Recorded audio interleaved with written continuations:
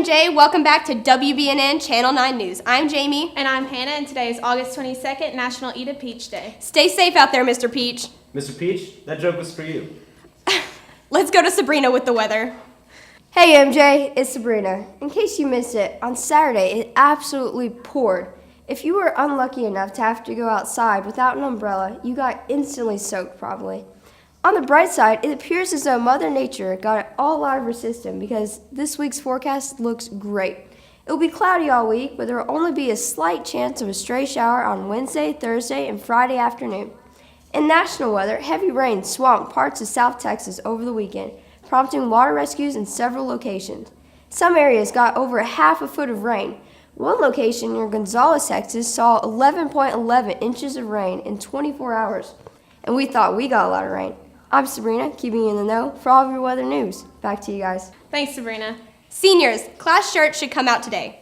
And Senior Parent Night is on September 8th at 6 p.m. And if that isn't enough info for seniors, there's also sign-ups for the free ACT taking place on October 22nd in lunch today.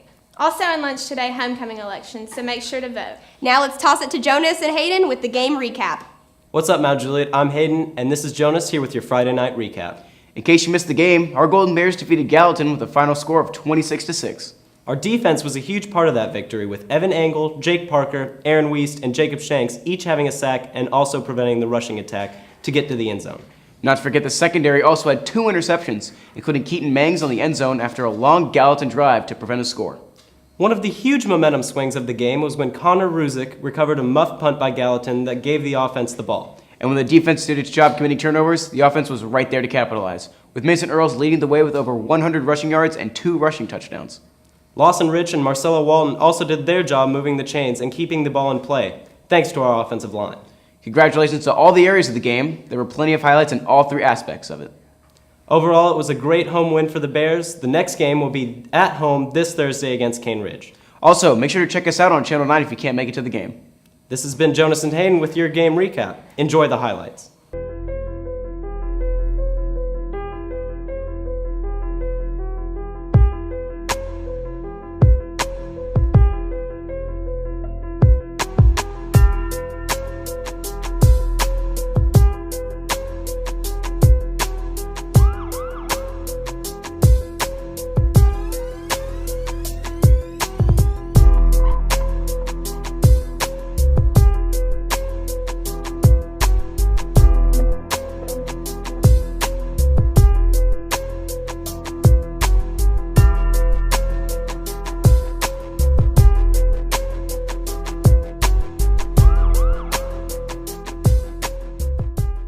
Thanks, guys.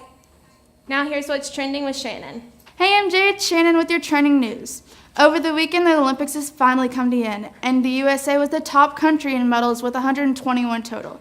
Great Britain and China were in second and third place with 67 and 70 medals. The top 3 medalists were Michael Phelps, Katie Ledecky, and Simone Biles, all 3 representing USA. The next Summer Olympics will be in Tokyo in 2020. In MJ News, if you guys like to tailgate and have fun with your friends before a football game, you can always tailgate before the game at 5 in the parking lot near the tennis courts. So next time you go to the game, be sure and do some tailgating. It'll be fun. I'm Shannon. That's all for Turning News. Back to you guys. Thanks, Shannon. Senior signatures are to be turned in to Miss Turner by September 16th. Any seniors who haven't had their picture made or needs retakes need to schedule their appointment for October 11th. This is the last chance you can get photos made for the yearbook. You can schedule these by contacting Miss Garrett at this number. Now let's see our new teacher spotlight. Have you ever taught elsewhere? I've taught at Gallatin High School the past 3 years. I taught at Siegel High School 1 year before that. Taught a few college classes at North Carolina State University. And then I actually started teaching here at Mount Juliet in 2007 and taught for 3 years here, way back when. I have. I taught, this is my 6th year. I taught for 4 years in Bedford County, that's Shelbyville.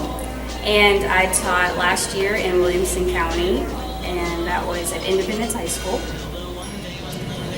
This is my first year teaching. I'm a brand new teacher.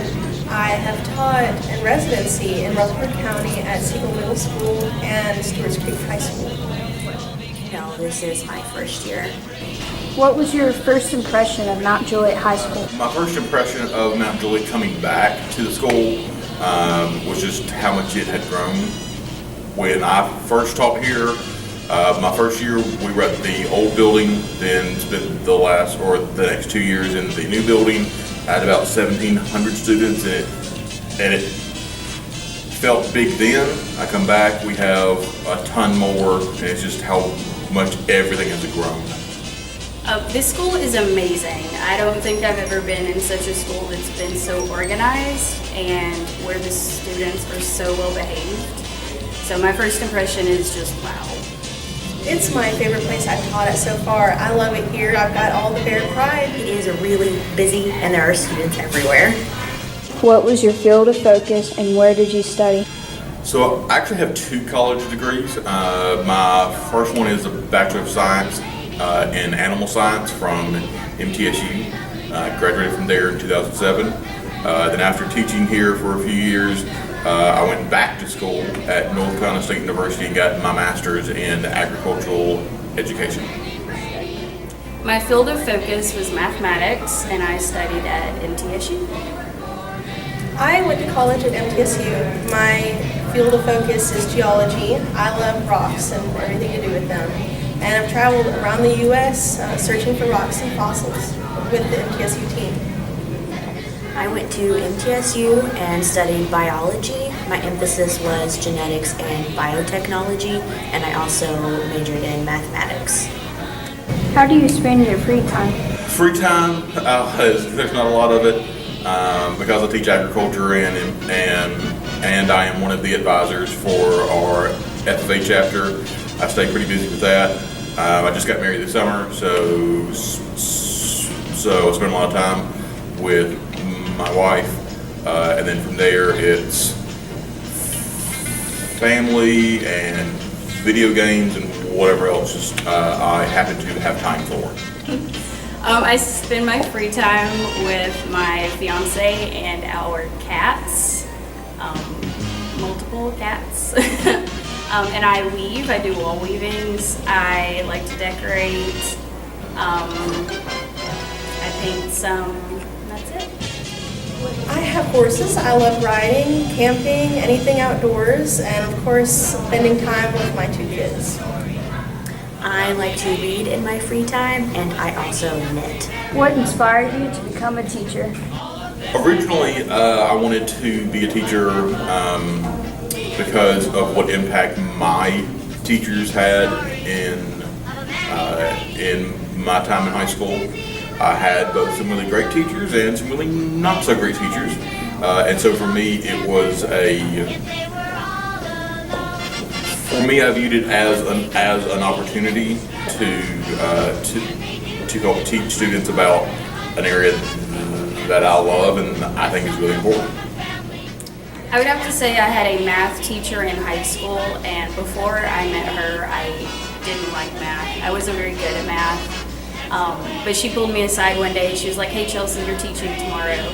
I said, "Yes ma'am." And I did, it went well. So she said, "Chelsea, you're gonna be a high school math teacher." I said, "Yes ma'am," and here I am. I love everything about science, all different sciences, and I love sharing that. I'm known as the nerd in my house. Whenever there's something really exciting, I have to share it, so now I get to do it full time. I had lots of wonderful teachers growing up and they inspired me to teach and hopefully have the same influence on my own students. Club Rush is on Friday during lunch. Underclassmen, signing up for a club is a great way to get community service hours and to impress colleges. BNN will be airing all the clubs, so stay tuned later in the week. Now here's our word of the day.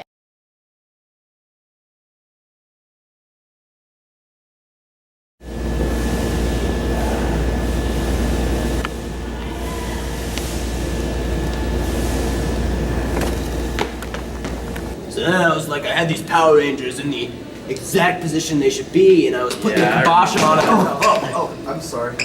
No, right there, that's a thievery. Give me that. Hey, come on, let's not throw accusations around here. This may be his hat, we don't know. No, he's not wrong. I stole it. You're telling us, the police that you stole a hat that wasn't yours. I've seen better ideas, I'm not gonna lie.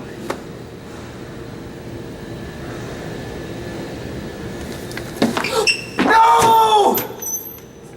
Well, partner, looks like it's time to suit up. It's our jurisdiction to catch this criminal, am I right? Let's get him.